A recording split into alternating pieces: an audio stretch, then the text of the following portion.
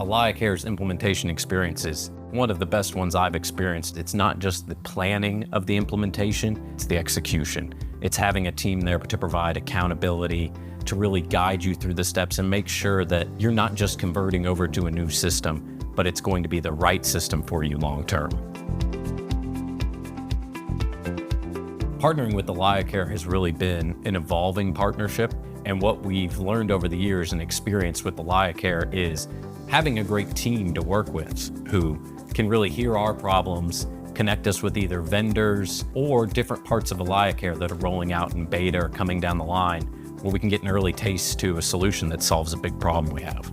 Prior to AlayaCare, we used to use Outlook calendars, Microsoft Excel, and a whole host of manual processes. The big pain points that come from that are you end up having to overhire to compensate and really just throw bodies at the problem.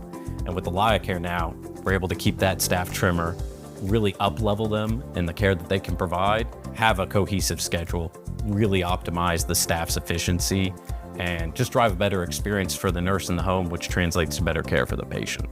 The biggest gains we've seen from AlayaCare have been increased productivity, really boosting what we can get out of the staff, letting us not have to hire at such a fast pace. We've seen pretty dramatic savings there, where historically we would have to hire 10 to 15 ops staff per year. That number is now down to about 1 or 2. Most of the time when we're hiring a new nurse, they already know AlayaCare. They've used it.